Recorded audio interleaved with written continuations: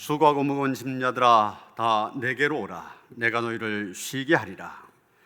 난 마음이 온유하고 겸손하니 나의 멍에를 메고 내게 배우라. 그리하면 너희 마음이 쉼을 얻으리니 이는 내 멍에는 쉽고 내 짐은 가벼움이라 하시니라. 삼라만상을 주관하시며 모든 인생의 주인이 되시는 하나님 아버지, 만물이 무성하게 자라나는 계절 주심에 감사드립니다. 또한 지난 한 주간 동안 성령님께서 저희들 안에 거주하시면서 언행 심사를 주관하여 주시며 바르고 의로운 길로 인도하여 주신 은혜에 감사를 드립니다. 죄로 인해 죽을 수밖에 없는 저희들이 오직 예수 그리스도의 십자가 공로를 의지하여 하나님 앞에 섰습니다. 우리가 드린 예배를 통하여 성삼위 하나님만 홀로 영광 받으시옵소서. 예수님의 이름으로 기원하옵나이다. 아멘.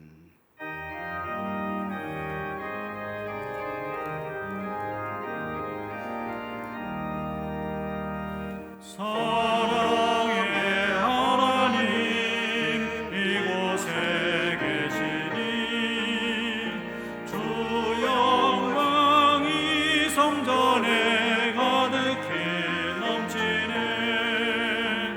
거룩한 주님 앞에 죄인된 우리들 경건한 마음으로 찬양합니다. 은혜의 예수님 우리 죄인하여 속죄의 큰 사랑을 이루어 주셔서 율법의 몽에서 죄방해 주시니 복음의 자유 누림 감사합니다. 위로의 성령님 우리의 마음에 늘 함께 계시오니 큰 힘이 됩니다. 슬픔도 두려움도 넉넉히 이기니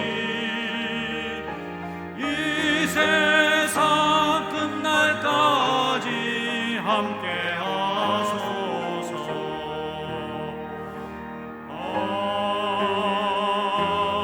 아멘.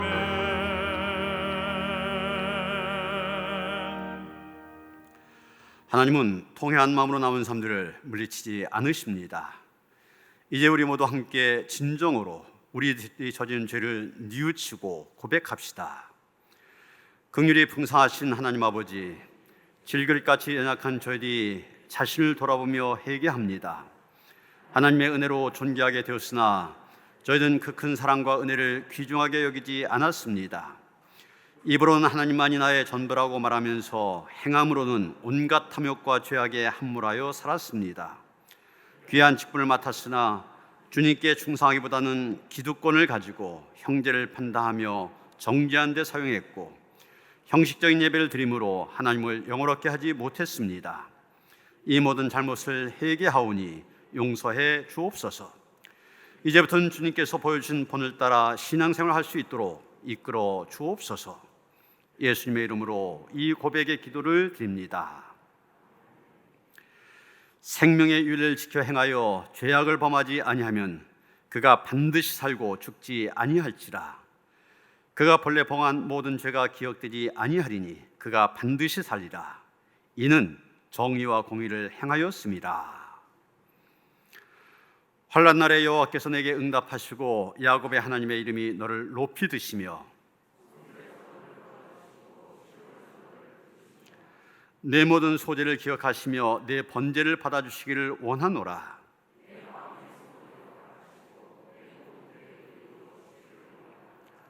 우리가 너의 승리로 말미암아 궤가를 부리며 우리 하나님의 이름으로 우리의 깃발을 세우리니 여호와께서 자기에게 기름 부음 받은 자를 구원하시는 줄 이제 내가 아노니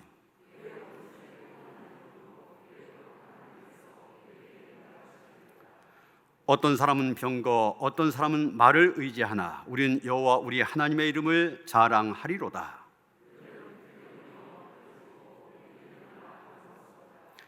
여호와여 왕을 구원하소서. 우리가 부를 때 우리에게 응답하소서. 아멘.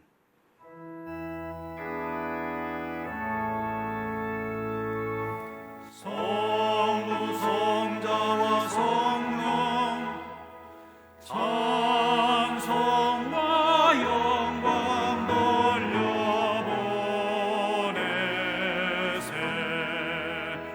태초로 지금까지 또 영원 무궁토록 성삼위께 영광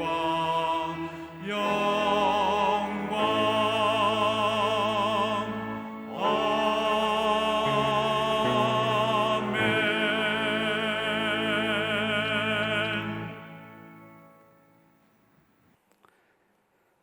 우리의 구원자가 되시는 하나님 아버지, 한 주간도 저희 삶을 주관하여 주시다가 이와 같이 거룩한 예배로 인도하여 주시는 애 참으로 감사드립니다.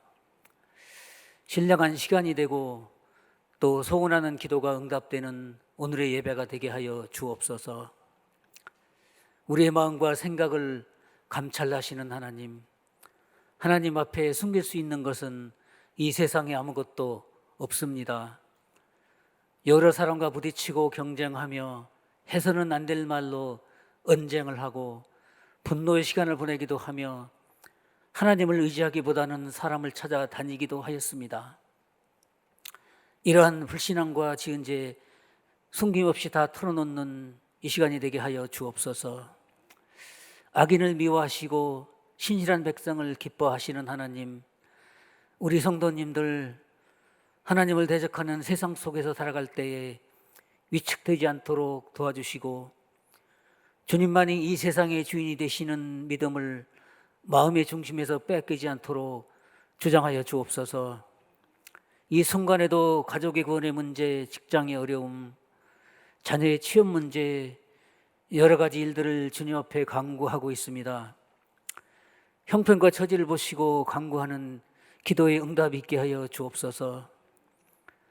특별히 뜻하지 않은 큰 질병을 얻어 외로움과 두려움 속에서 병마와 싸우고 나약해져 기도할 수 있는 힘조차 없는 성도님들도 계십니다.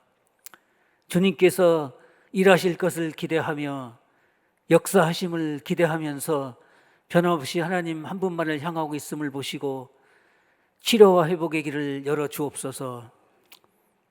6월은 호국 보훈의 달입니다. 오랜 역사 속에서 이 나라를 지키기 위하여 목숨을 바치고 희생하였던 많은 이들이 있음을 기억합니다. 우리가 누리는 평화는 거저 얻어지는 것이 아니라 이러한 희생의 미랄이 있었음을 저희가 잊지 않게 하옵소서. 분단된 조국 언제까지 지속될지 저희는 알 수 없지만 하나님의 능력으로 해방되어서 주 예수의 나라가 속히 임하게 하여 주옵소서. 오늘 또 은혜의 말씀을 사모하며 주님을 만나고 돌아가기 원합니다. 단위에 세우신 담임 목사님, 하나님 말씀 대언하십니다. 언제나 영육간의 강건함을 허락하시고 우리의 영혼에 깊이 새겨지도록 하나님 이 시간 주장하여 주옵소서. 오늘은 특별히 성전 제단을 새롭게 단장하여 또 예배를 드립니다. 수고한 정성과 손길을 기억하시고 우리의 영혼도 이 시간에 전하신 말씀으로 더욱 새로워지게 하여 주옵소서. 모든 말씀 예수님의 이름으로 기도드렸습니다. 아멘. 하늘에 계신 우리 아버지여, 이름이 거룩히 여김을 받으시오며 나라가 임하시오며 뜻이 하늘에서 이루어진 것 같이 땅에서도 이루어지이다. 오늘 우리에게 일용할 양식을 주시옵고 우리가 우리에게 죄 지은 자를 사하여 준 것 같이 우리 죄를 사하여 주시옵고 우리를 시험에 들게 하지 마시옵고 다만 악에서 구하시옵소서. 나라와 권세와 영광이 아버지께 영원히 있사옵나이다. 아멘.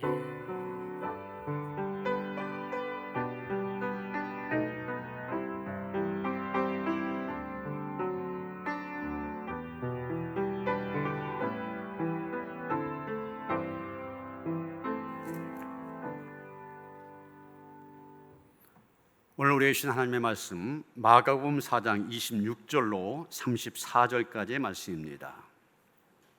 신약성경 59쪽입니다.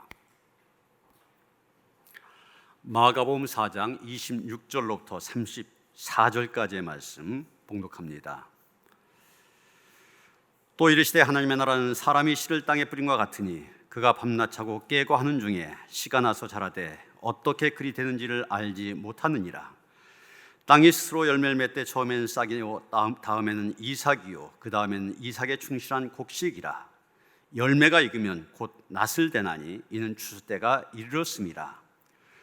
또 이르시되 우리가 하나님의 나라를 어떻게 비교하며 또 무슨 비유로 나타낼까? 겨자씨 한 알과 같으니 땅에 심길 때에는 땅 위의 모든 씨보다 작은 것이로되 심긴 후에는 자라서 모든 풀보다 커지며 큰 가지를 내나니 공중의 새들이 그 그늘에 깃들일 만큼 되느니라. 예수께서 이러한 비유로 그들이 알아들 수 있는 대로 말씀을 가르치시되 비유가 아니면 말씀하지 아니하시고 다만 혼자 계실 때 그 제자들에게 모든 것을 해석하시더라. 아멘.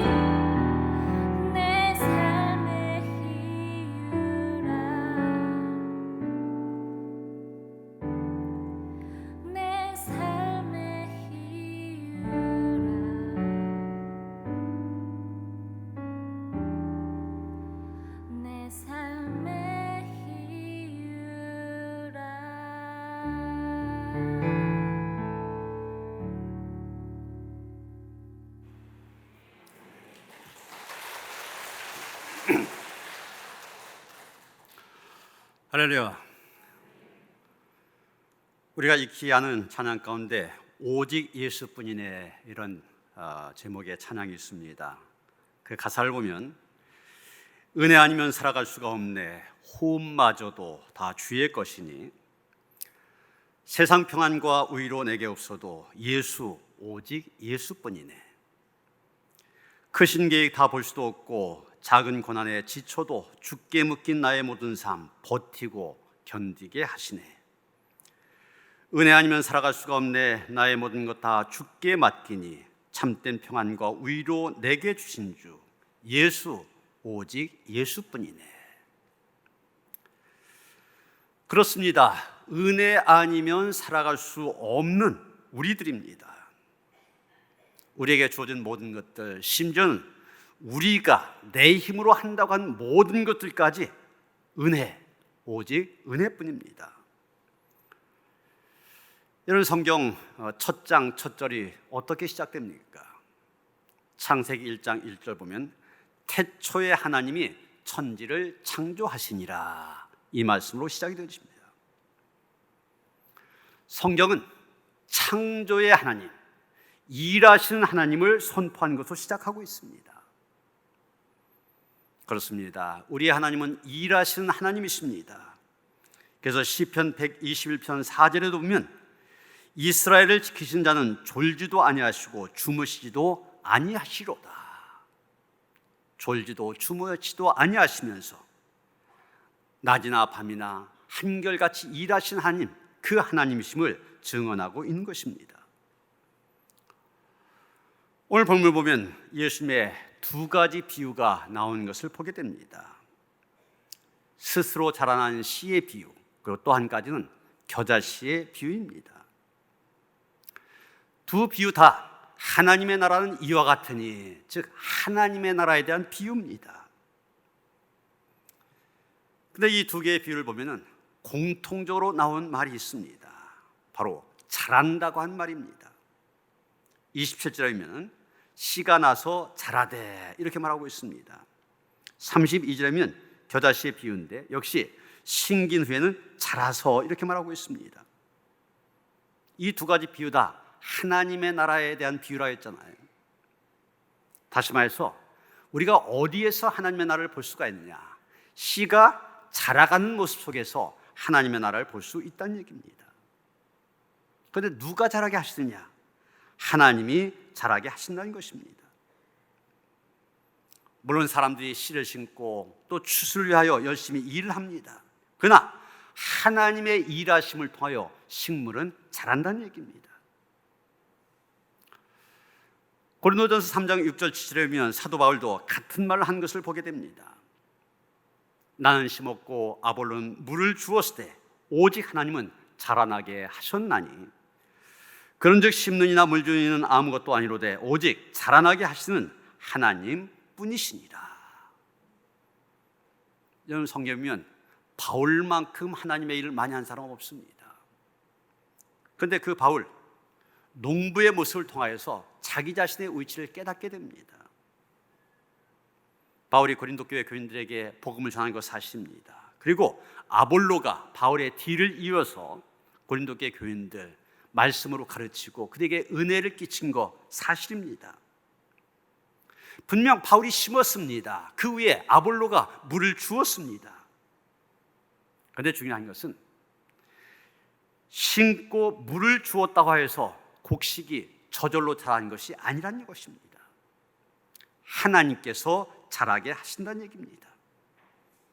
하나님께서 자라게 하지 않으시면 심는 사람의 수고나 물 주는 자의 수고가 다 헛되고 맙니다. 하나님께서 자라게 하시기 때문에 결국 결실을 맺게 된 것입니다. 여러분, 우리는 우리의 모든 삶에 보이지 않는 손길로 역사하신 하나님의 계심을 늘 인정하며 살아가야 됩니다. 보이지 않는 손길이라고 해서 그것을 무시한다든지 그것을 업신여겨서는 안 됩니다. 여러분, 우리가 병원에 가서 수술을 할 때도 그렇지 않습니까? 우리가 의사 선생님을 통해서 수술을 받습니다. 물론 요즘엔 의사 선생님뿐만이 아니라 인공 로봇이 수술도 합니다. 어떤 의사 선생님이나 인공 로봇이 수술합니다. 수술하고 그 수술한 자리 잘 꿰매어 놓습니다. 그런데 잘못된 부위를 떼어내고서 그 자리를 수술해서 꿰매는다. 그래서 모든 것이 정상이 되어집니까? 아닙니다. 그 수술했던 자리를 회복시키시고 꿰매어 놓았던 자리를 붙이시는 분은 하나님이십니다. 그것까지 의사가 할 수 있는 게 아니에요. 하나님께서 역사하지 않으시면 아무도 회복할 수 없습니다.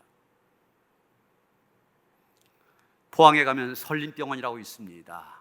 이 설린이란 말이 선한 이웃, 그래서 선한 사마리안의 의미를 많이 갖고 있는데 대개 이 기독교 계통의 그런 병원입니다. 그 설린병원에 가면은 1층 로비에 사원과도 같은 글이 커다랗게 써서 걸려져 있다고 그래요. 뭐라고 쓰냐면 하나님은 고치시고 우리는 봉사한다, 이겁니다. 비록 의사가 수술을 하고 간호사가 간호를 하지만 궁극적으로 고치시는 분은 하나님이시라고 하는 믿음의 고백입니다. 의사나 간호사는 모두 하나님께서 고치시는데 봉사자로 일할 따름입니다. 여러분, 우리에게도 그런 믿음의 고백이 있어야 됩니다. 또 그런 믿음의 고백을 가지고 살아야 됩니다. 보통 사람들, 내가 다른 사람보다 뭔가 조금 특별한 일을 했다 그러면 자랑하고 싶어 합니다. 자기 자신을 내세우고 싶어 합니다. 여러분, 사도 바울이나 아볼로도 그런 인간적인 마음 가질 수 있었을 것입니다. 바울 같은 경우 이 고린도 교회를 보면서 내가 세운 교회인데 그럴 수 있었습니다. 아볼로 같은 경우도 뭔 소리야, 세우기만 하면 뭐해, 내가 열심히 가르치고 말씀으로 감동을 주었기 때문에 고린도 교회가 이만큼 잘한 것이지 큰 소리 칠 수 있었을 것입니다. 그런 인간적인 마음 가질 수 있었습니다. 그러나 바울은 그런 인간적인 욕심, 인간적인 생각 다 털어버립니다. 잘하게 하신 하나님 앞에서는 자기들의 노력 아무것도 아님을 알았기 때문입니다. 그러기에 하나님이 잘하게 하신다, 이 말씀 앞에 우리는 겸손할 수밖에 없습니다. 바울은 말합니다. 일한 사람은 아무것도 아니다. 여러분, 이것은 사람의 인격을 무시한다든지 그 하는 일 하찮게 여겨서 한 말이 아닙니다. 주의 일을 한다고 하는 사람들이 어떤 마음의 태도, 어떤 신앙의 인격을 가지고 일을 해야 되냐, 그것을 얘기하고 있는 것입니다. 주의 일을 한다고 하면서 자기를 내서서는 안 된다는 얘기입니다. 자랑하기 위해서, 뽐내기 위해서 일해서도 안 된다는 얘기입니다. 비교하면서 우월감을 갖고 일해서도 안 된다는 것입니다. 자기 공로를 내세워서도 안 되고 남이 알아주기를 바라서도 안 되고 그렇기 때문에 무슨 일을 해서 큰 성과가 있을 때 더욱 조심해야 된다는 얘기입니다. 그럴수록 자기를 낮추고 숨어야 한다는 얘기입니다. 나는 아무것도 아니다, 모두 다 하나님이 하신 것이다, 하나님을 인정해야 된다는 얘기입니다. 누가복음 17장에도 보면 17장 10절에도 보면 예수께서 청지기의 비유를 말씀하신 다음에 이렇게 말씀하십니다. 이와 같이 너희도 명령받은 것을 다 행한 후에 이르기를 우리는 무익한 종이라, 우리의 하여야 할 일을 한 것뿐이라 할지니라. 모든 일을 행하고도 난 무익한 종입니다, 이런 겸손한 자세를 가져야 된다는 것입니다. 고린도전서 15장 10절도 보면 바울은 말합니다. 그러나 나의 나된 것은 하나님의 은혜로 된 것이니 내게 주신 그의 은혜가 헛되지 아니하여 내가 모든 사도보다 더 많이 수고하였으나 내가 아니요 오직 나와 함께 하신 하나님의 은혜로라. 다른 어떤 사도보다도 더 많이 수고했던 바울 고백합니다. 내가 아니요 오직 나와 함께 하신 하나님의 은혜로라. 우리는 여기서 바울의 겸손함을 보게 된 것입니다. 사도행전 20장에 보면 바울이 에베소 교회에 3년 동안 목회한 다음에 떠나면서 밀레도 항구에 장로들을 초청하여 작별하면서 자기의 목회에 대해서 이렇게 간증하는 것을 보게 됩니다. 곧 모든 겸손과 눈물이며 유대인의 관계를 인하여 당한 시험을 참고 주를 섬긴 것이다. 자기의 목회를 돌아오며 모든 겸손으로 했다고 그렇게 간증하고 있습니다. 죄를 한다고 하는 우리들, 이 바울의 겸손함을 배워야 되는 것입니다. 여러분, 우리가 농부에게서 배워야 할 것 바로 이 겸손입니다. 농부는 언제나 겸손한 마음으로 농사를 짓습니다.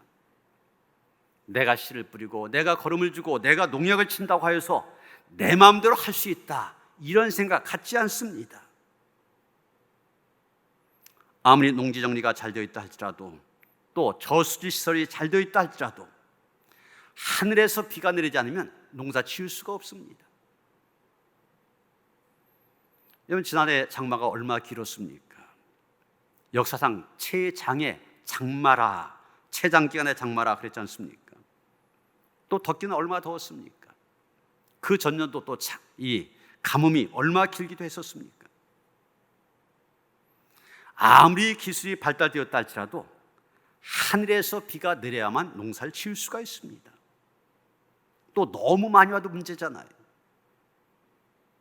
썩는다든지 병충해가 발생한다든지. 그래서 결국 열심히 심고 자라게 했지만은 결실이 없을 수도 있습니다.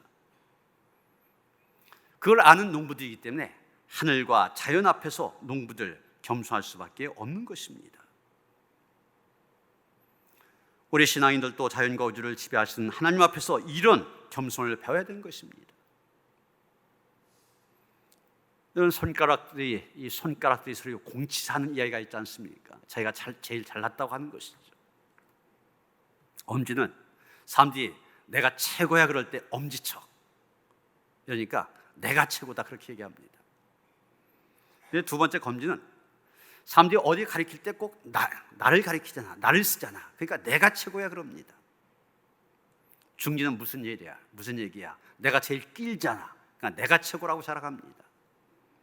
이 약지는 무슨 소리야? 사람들이 반지 낄 때 내 이 약지에다 끼우잖아. 그러니까 내가 제일 예쁘고 내가 최고야, 또 자랑을 합니다. 다 자랑하는데 새끼손가락 할 말이 없습니다. 겨우 한단 말이 내가 없으면 콧구멍은 누가 쑤셔, 이런다는 것이죠. 여러분, 서로가 자기가 잘났다고 하는 모습, 자기가 최고라고 하는 모습, 서로 공치사하는 모습, 바로 우리의 모습 아닙니까?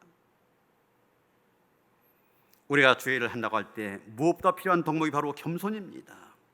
그래서 빌립보서 3장 3절 보면 바울은 예수로 자랑하고 성령으로 봉사해야 된다, 그렇게 말하고 있는 것입니다. 그런데 여러분, 우리가 하나님이 잘하게 하신다고 하여서, 하나님께서 다 하신다고 하여서 우리는 아무것도 안 하고 가만히 있으면 되느냐? 그것은 아닙니다. 29절 보시면 열매가 익으면 곧 낫을 대나니, 이렇게 말하고 있습니다. 분명히 잘하게 하시는 분은 하나님이시지만 사람 편에서 할 일이 있다는 얘기입니다. 그게 뭡니까? 때가 되어지면, 결실의 때가 되어지면 그 수확에 참여하는 일입니다. 열매가 잘 익었습니다. 이제 농부는 추수해야 됩니다. 잘하게 하시는 분은 하나님이셨지만 낫을 가지고 나가서 추수해야 되는 사람, 다시 그 씨앗을 뿌린 농부의 몫입니다. 우리가 복음을 전파하고 익은 곡식을 거둬들이는 일, 이미 믿고 있는 기성신자들의 책임이란 얘기입니다. 우리 믿는 사람들 조금 더 염려하지 말아야 됩니다. 왜냐하면 하나님 바로 우리를 통하여 크고 놀라운 계획을 갖고 계시기 때문입니다. 하나님께서는 아무런 목적 없이 인간을 지으시지 않으셨습니다. 우리를 불러 놀라운 일을 하게 하셨습니다. 에레미야 33장 3절이면 에레미야 선지자 이렇게 말합니다. 넌 내게 부르짖으라. 내가 내게 응답하겠고 내가 알지 못하는 크고 은밀한 일을 내게 보이리라. 우리가 보통 이 구절을 읽을 때 하나님께 기도해라, 그럼 하나님 응답하신다, 여기만 많이 생각하는데, 여기 중요한 말은 내가 알지 못하는 크고 은밀한 일을 내게 보이라, 이 말씀입니다. 다시 말해서 우리 한 사람 한 사람 향하여 크고 은밀한 일을 계획하고 계시다는 것입니다. 그렇다면 우리는 그 일을 해야 됩니다. 우리를 통하여 계획하시는 하나님의 크고 은밀한 일, 우리가 해야 됩니다. 하나님의 뜻대로 쓰임을 받아야 된다는 얘기입니다. 미국 성마가교회 복음 루터교회 한 목사님의 이야기입니다. 한 여자 교인이 목사님에게 전화를 걸었습니다. 지금 교회에서 이런 프로그램 저런 프로그램을 하고 있는데 이게 마음에 들지 않는다는 겁니다. 그래서 이 목사님 그녀에게 그러면 사무실에 와서 그런 문제들에 대해서 한번 충분히 얘기해보자 초청을 했습니다. 그래서 그녀가 그 초청을 받아들였고 지금 우리 교회가 반드시 해야 될 몇 가지 일, 이러이러한 일이 있다. 그러면서 그 일에 대해서 얘기하고 목사님이 그 일에 관심을 갖도록 유도하였습니다. 목사님께서 그 이야기를 다 들은 다음에 지혜가 담긴 그 몇 가지 생각들, 참 그런 말을 해줘서 감사하다. 그렇게 감사 인사를 한 다음에 이렇게 말합니다. 이 일에 많은 관심을 가져주시고 걱정해 주신 거 참 감사합니다. 감사한 일입니다. 그러나 이 프로그램을 주관하기 위해서 교회가 필요로 한 사람은 바로 당신입니다. 바로 그 일 당신이 맡아줄 수 있겠습니까? 그랬더니 그녀가 즉시 이렇게 대답합니다. 아닙니다. 나는 그 일에 관여하기를 원치 않습니다. 클럽에서 내가 맡은 일들이 있고 또 여러 가지 다른 일들이 있기 때문에 시간을 낼 수 없어요. 그러나 언제든지 기쁜 마음으로 조언할게요. 이 말에 대해 목사님의 대답, 고전적인 대답이었습니다. 목사님이라면 보통 하는 대답이란 얘기죠. 뭐라고 했겠습니까? 착하고 친절하신 숙녀여, 지금의 문제는 바로 그것입니다. 제게는 이미 400명의 조언자들이 있습니다. 제게는 앞으로 일할 사람이 필요합니다. 여러분, 하나님께서 일하시지만 하나님은 사람을 통하여 일하십니다. 하나님의 일에 쓰임받을 헌신할 사람을 부르십니다. 하나님께서 이사야 그렇게 부르셨지 않습니까? 그 부르심 앞에 이사야 어떻게 대답했습니까? 내가 여기 있나이다. 나를 보내소서. 이것이 바로 우리의 응답이 되어야만 됩니다. 마지막 겨자씨 비유를 통해서 우리가 한 가지 더 생각할 것이 있습니다. 31절 보시면 심길 때는 땅 위의 모든 씨보다 작은 것이로되, 이 겨자씨 작은 씨앗임을 인정하고 그 다음에 30절 뭐라고 얘기합니까? 성긴 후에는 자라서 모든 풀보다 커지며 큰 가지를 내나니 공중의 새들이 그 그늘에 깃들 만큼 되느니라. 여러분, 그 당시에 이 팔레스타인 지역에서 겨자씨라고 하는 거 작은 것을 표현할 때 쓰는 그런 말이었습니다. 여러분, 우리나라에서는 작다고 하는 것을 표현할 때 어떤 말 씁니까? 눈곱만 하다, 코딱지만 하다, 손톱만 하다, 쥐꼬리만 하다, 이런 표현을 쓰지 않습니까? 그런데 예수님 당시 팔레스타인 지방에서는 재배되는 식물 씨앗 가운데 가장 작은 것이 겨자씨였습니다. 이 겨자씨 1mm 정도. 그래서 작은 것을 비유할 때 이 겨자씨와 같다고 얘기했던 것입니다. 그런데 예수님, 하나님 나라를 바로 이 작고 작은 겨자씨와 같다고 말씀하고 계신 겁니다.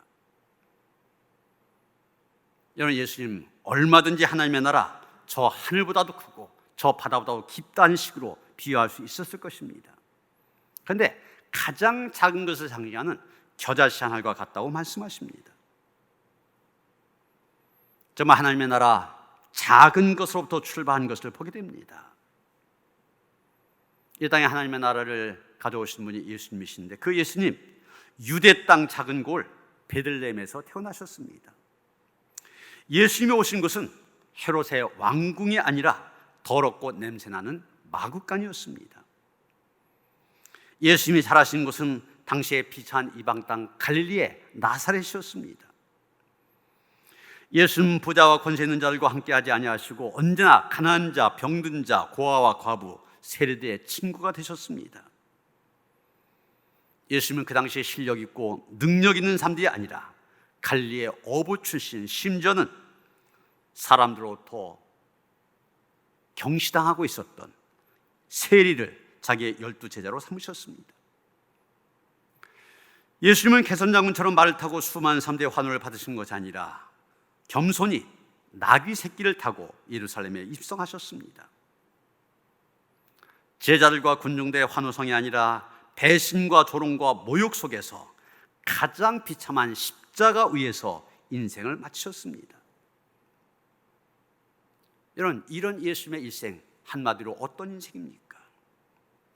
가장 작고 보잘것이 없는 변두리 인생이었다 얘기할 수 있을 것입니다. 이사 선지자의 표현에 따르면 연한 순처럼 약해 보였고 볼품이 없는 삶이었습니다.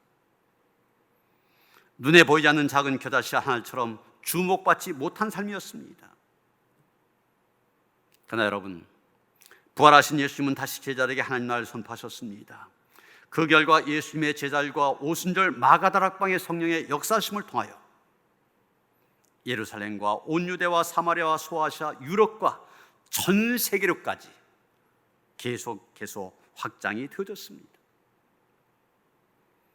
여러분, 작은 것을 귀하게 여기시길 바랍니다. 바로 그 작은 것 속에 하나님 나라의 비밀이 담겨져 있기 때문입니다. 작은 자를 더욱 사랑하시길 바랍니다. 예수님은 어린 소자에게 냉수 한 그릇 대접한 것이 바로 나를 대접한 것이라 말씀하셨습니다. 또 천국은 바로 이 어린아이처럼 작은 자의 것이라까지 말씀하셨습니다. 또 누가복음 16장 10절에 보면 이렇게 말씀하십니다. 지극히 작은 것에 충성된 자는 큰 것에도 충성되고 지극히 작은 것에 불의한 자는 큰 것에도 불의하니라. 작은 일을 귀하게 여기고 최선을 다해 충성한 자가 하나님 앞에 큰 자인 것입니다. 여러분, 내가 지금 이 교회 안에서 섬기고 있는 일, 아주 작은 일처럼 보일 수가 있습니다. 남이 알아주지 않는 그런 일일 수도 있습니다. 그러나 작은 불꽃 하나가 어둠을 밝히는 것처럼 나의 작은 충성과 헌신이 노년교회를 든든히 세워가는 주춧돌이 되어줄 수 있습니다. 남이 알아주지 않아도 주님이 기뻐하시는 일이라면 감사한 마음으로 충성하시기 바랍니다. 하나님께서는 그 작은 충성을 기뻐 받으시고 놀라운 은혜와 축복으로 채워주십니다. 또 내 삶이 열악하고 볼품이 없고 작게 보인다 할지라도 자신을 비하한다든지 수치심에 빠져서는 안 됩니다. 하나님은 작은 자를 귀하게 여기십니다. 내가 연약할수록 더욱 귀히 여기셔서 놀라운 사랑으로 덮어주십니다. 여기 산에 구부러진 나무들이 산을 지킵니다. 잡초가 제 방을 무너지지 않도록 지킵니다. 마찬가지입니다. 비록 우리의 삶이 때로는 힘들고 잡초 같은 모습이라 할지라도 좌절하거나 낙심해서는 안 됩니다. 하나님께서 바로 그 작은 자를 통하여 큰 일을 이루시기를 원하시기 때문입니다. 여러분, 나비 효과라는 말 많이 들어보셨죠? 브라질에 있는 나비 한 마리가 거기에서 날개짓을 하였는데 그 한 마리의 나비의 날개짓이 미국 텍사스의 토네이도, 해오리 바람, 우리나라에서 일하는 해오리 정도가 아닙니다. 이 미국에서 이 토네이도가 일어났다면 집이라든지 건물이라든지 차라든지 다 쓸어갑니다. 브라질에서의 나비 한 마리의 날개짓이 미국에서는 토네이도가 되어져서 다른 것들 다 쓸어간다는 그런 과학이론입니다. 이건 과학이론이라겠습니다. 미국의 기상학자 에드워드 로렌츠라고 하는 사람이 1961년 이 기상 관측을 하다가 생각해낸 원리입니다. 이것이 나중에 물리학에서 카오스 이론이라는 유명한 그런 이론으로 발전되는 토대가 되어집니다. 여러분, 이 나비 효과라는 말, 어떻게 보면 말도 안 되는 소리처럼 보여집니다. 어떻게 브라질에서 나비 한 마리가 날개짓 했는데 그것이 미국 텍사스에서 강력한 해오리 바람으로 일어날 수 있겠는가? 반문하게 됐지만 실제로 우리의 현실 속에서 우리는 그것을 체험하게 됩니다. 우리가 전 세계적으로 보면은 한쪽에서는 대홍수가 나고 다른 쪽에서는 가뭄으로 사람들이 많이 죽습니다. 아까도 말씀드렸던 것처럼 기상이변이 계속되어지고 있습니다. 왜 이렇게 우리의 기후가 예측 불가능한 상황으로 치닫고 있을까? 오늘 사실 우리 감리교에서 환경 선교주의를 지키는 그런 날입니다. 그러니까 다시 한번 이 환경의 문제를 생각해야 되는데, 오늘 우리가 계속해서 경험하게 되는 이 기상 이변들, 사실은 우리가 무심하게 별 생각 없이 배출하게 되는 이 이산화탄소 때문이라고 얘기합니다. 우리가 타고 다니는 자동차, 공장에서 내뿜는 매연, 이런 것들이 이 지구를 온실처럼 만듭니다. 그래서 온실 효과. 그래서 북극의 이 빙하들이 녹아내려나고 해의 수위가 높아지고 태풍이 일어나고 장마가 일어나고 가뭄이 있고 이런 기상이변이 계속 되어진다는 얘기입니다. 미세먼지도 마찬가지 아닙니까? 우리가 보통 대개 이 미세먼지가 중국에서 날아온다 이렇게 생각했는데 사실 50%에서 70%가 우리나라에서 만들어지는 거라고 그래요. 자동차 아까도 말씀드린 어떤 또 화력발전소, 여기서 나오는 것들이 미세먼지와 1급 발암물질인 초미세먼지를 발생시킨다는 것입니다. 어떻게 보면 작은 것들이에요. 그런 것들이 이렇게 큰 결과를 가져온다는 얘기입니다. 또 우리들이 별로 대수롭지 않게 버린 폐기물들이 지구 전체의 생태계에 영향을 미칩니다. 작게는 우리의 삶에 직접적인 영향을 끼치고 있습니다. 그래서 이 나비 효과라는 말, 자연계에서 일어나는 모든 변화에는 무엇이든지 그 시발점이 있다고 하는 걸 얘기해 주고 있습니다. 그리고 그 아주 작은 것이 할지라도 엄청난 결과를 불러일으킬 수 있음을 우리에게 보여주고 있는 것입니다. 우리가 성경을 봐도 이런 나비 효과를 보여준 많은 사건이 등장하고 있습니다. 에덴 동산에서 행복하게 살던 아담과 하와, 뱀의 유혹에 빠져서 선악과를 따먹었습니다. 그 한순간의 유혹의 눈길이 자기들은 물론이고 온 인류, 지금의 우리에까지 비극을 초래하게 된 거 아닙니까? 이스라엘 백성들 출애굽한 다음에 40년 동안 광야에서 방황해야만 되었습니다. 그 이유는 바로 10명의 정탐꾼, 그들의 잘못된 판단에서 출발한 겁니다. 성경에 유일하게 하나님께서 내 마음에 꼭 맞는 사람이라 얘기했던 다윗,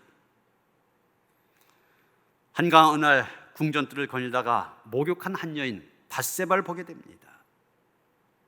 그 한순간의 눈길이 다윗의 삶을 엄청난 해오리 바람 속으로 몰고 갑니다. 아무도 모르게 진행되었던 일이 나단 선자의 책망과 함께 백일하에 드러나게 됩니다. 그 결과 엄청난 재앙이 닥칩니다. 아들 압살롬이 반역을 일으켜 다윗은 왕궁을 빼앗기고 도망을 가야만 했습니다. 압살롬은 자기 아버지의 후궁들 대낮에 욕을 보였습니다. 그러다가 압살롬이 요압 장군의 창에 찔려 죽음으로 난리가 멈추게 됩니다. 그야말로 한 바탕에 큰 폭풍이 지나간 것처럼 다윗의 집안과 그가 다스리는 나라 전체가 큰 난리를 치렀습니다. 그런데 이 엄청난 사건의 원인 거슬러 올라가면 다윗이 눈길 한번 잘못 돌렸던 바로 그 사건에서 출발합니다. 한 번의 잘못된 눈길이 엄청난 폭풍이 될 줄 누가 짐작이나 했겠습니까? 이게 바로 나비 효과라는 것입니다. 여러분, 우리 신앙생활에도 나비 효과가 나타납니다. 무심코 별 생각 없이 던진 한마디의 말 또는 하나의 행동, 이런 것들이 엄청난 결과를 초래할 때가 있습니다. 여러분, 위대한 일은 작은 데서 출발합니다. 욥기 8장 7절 보면 내 시작은 미약하였으나 내 나중은 심히 창대하리라 그랬지 않습니까? 하나님의 나라는 겨다시처럼 작은 데서 시작이 되어집니다.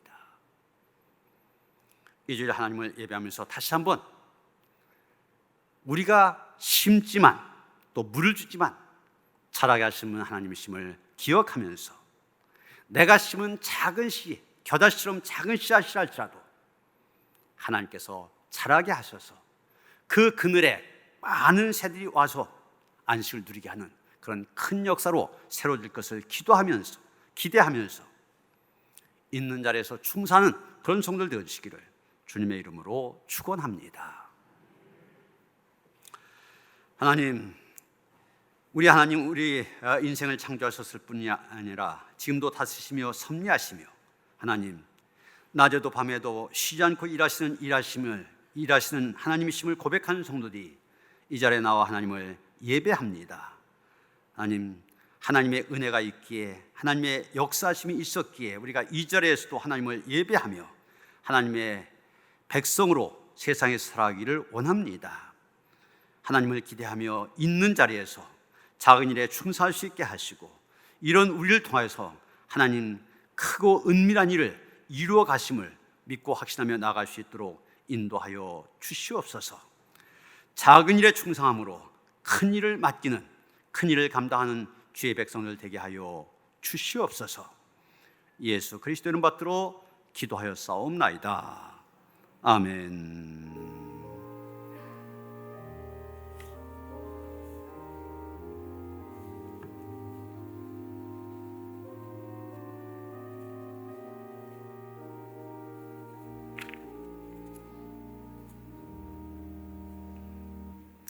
찬송가 300장, 구찬송 406장 찬송하시며 봉헌하시겠습니다.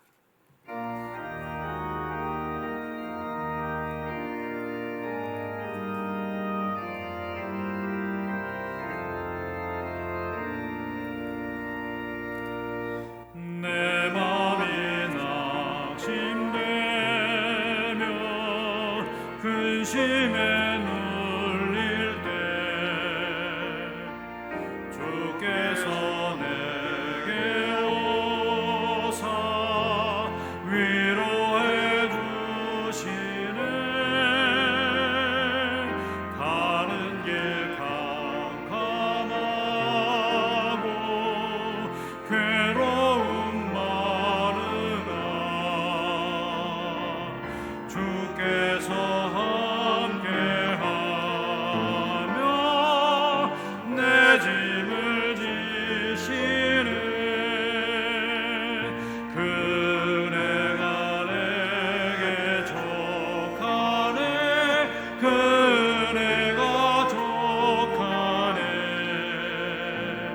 이 괴로운 세상 지날 때 그네가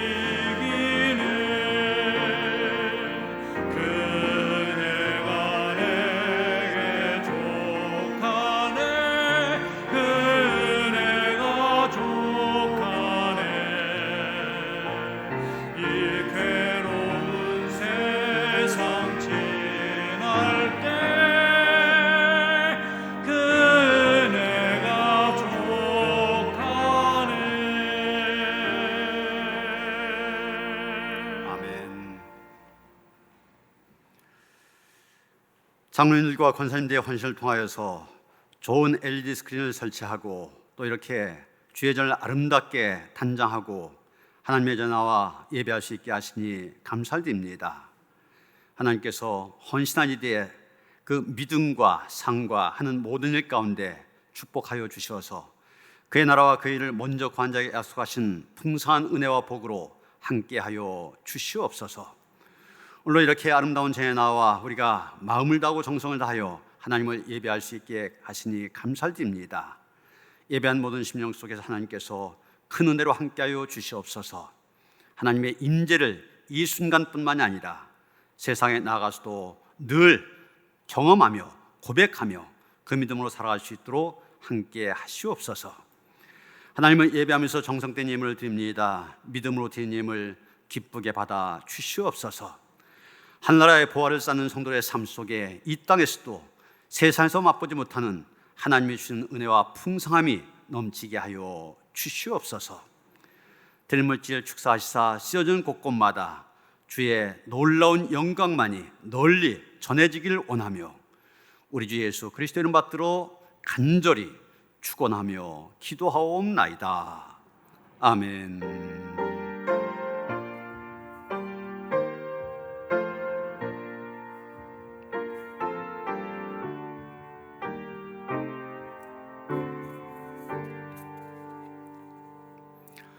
평안의 살 나누시겠습니다. 주님이 주신 평화가 함께 하시기 바랍니다. 인사하시겠습니다. 네, 일주일 만에 오시니까 완전히 새 예배당에서 예배 드신 것 같죠? 예, 한 주 동안 많이들 수고하셔서 이렇게 LED 스크린도 설치하고 이 전면을 아름답게 이렇게 단장을 하고 예배를 드릴 수 있게 되었습니다. 그러니까 굉장히 교회가 커진 것 같죠, 여러분. 보기도 시원하면서 아름다운 그런 이런 전을 단장할 수 있도록 헌신하신 분들에게 감사를 드립니다. 우리 신천 장로님들 LED 스크린 설치할 수 있도록 헌신하셨고, 또 우리 박승호 장로님, 곽대혁 권사님, 지호석 권사님 앞에 인테리어 할 수 있도록 헌신해 주셨습니다. 감사를 드립니다.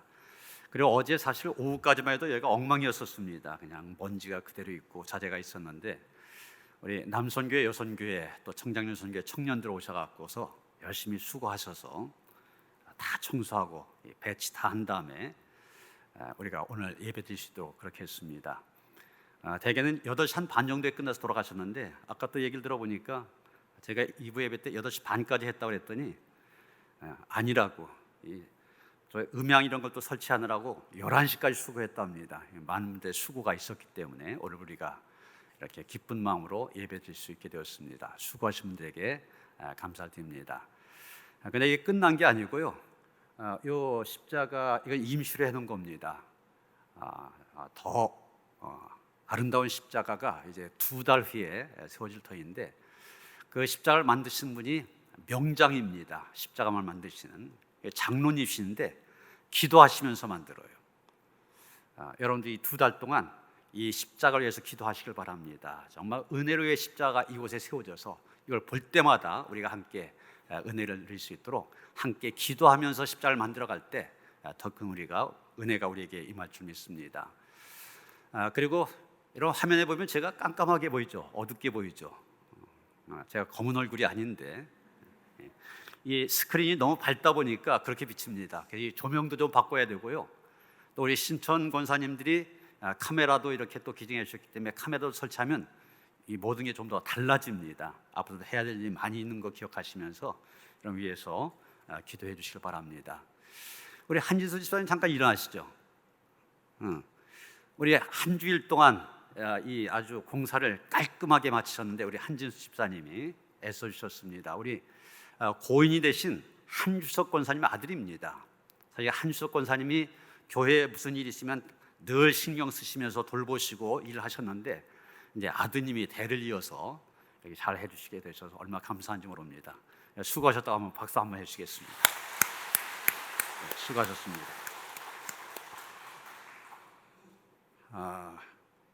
보니까 이 사회적 거리두기가 또 3주 동안 지금 단계가 계속 이어졌습니다. 그래서 우리가 지금 상태에서 예배드리는 데는 전혀 문제가 없으니까 이젠 뭐 백신도 맞으시고 그러셨으니까 걱정하지 않고 교회 나오셔도 괜찮습니다. 교회 나와서 예배드린 이래 이렇게 또 예배당도 또 아주 깨끗하게 단장을 했는데 오셔서 보시고 예배드릴 수 있도록 하시고요. 아직도 가정에서 예배드리는 분들 위해서 영상 송출한 거 기억하시고 가정에서도 예배드리는 일에 힘써 주시길 바랍니다. 원래 우리가 매월 첫 주일에 성찬 예배를 드렸는데 지난주에 평신도 주일이었었고 또 오늘은 이 준비 때문에 제대로 성찬 예배 준비가 안 되어져서 다음 주에 성찬 예배로 드립니다. 가정에서 예배를 드신 분들은 전에 그러셨던 것처럼 미리 포도주와 이 빵 준비하셔서 가정에서 이 성찬에 참여할 수 있도록 해주시기를 바랍니다. 황복은 서예림 성도님 이사하셨습니다. 축하드립니다. 이경수 권사님 병원에 입원하셨습니다. 위에서 기도해 주시길 바랍니다. 조요한 이혜경 집사님, 홍하성 권사님이 덴탈 마스크 각각 3,000장, 4,000장 기증해 주셨습니다. 조요한 집사님은 어르신들 위해서 이게 쓰여졌으면 좋겠다 그런 말씀해 주셔서 이번 주 수요일 날 노년부 예배 때 오신 분들 나눠드리도록 할 겁니다. 그리고 나머지 것들 의미 있게 쓰도록 의논해서 잘 쓰도록 하겠습니다. 감사를 드립니다. 다 일어나셔서 380장 찬송하시겠습니다.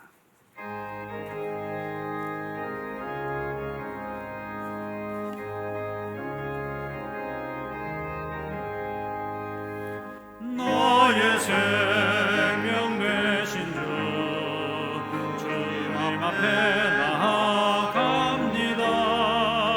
주의 흘린 보혈로 정케 하사 받아 주소서. 날마다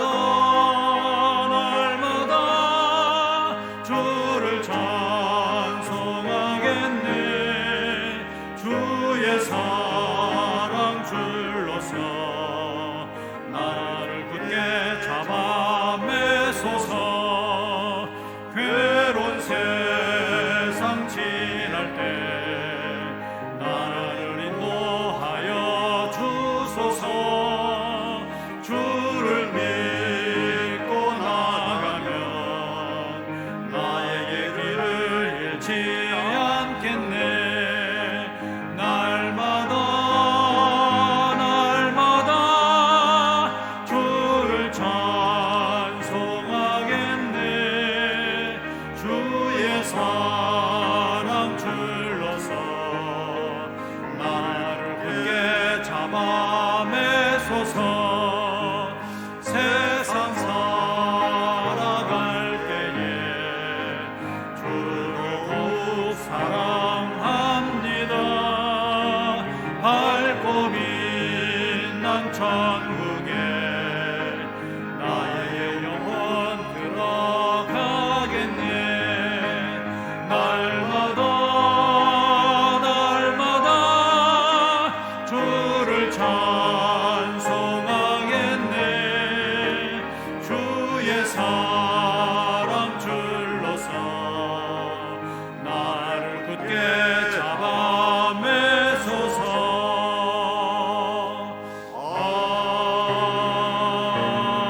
아멘.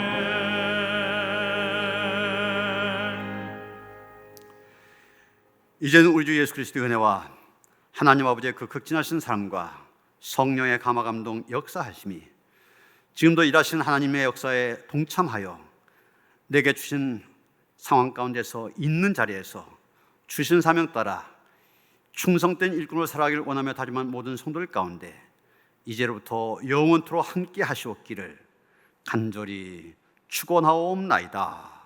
아멘.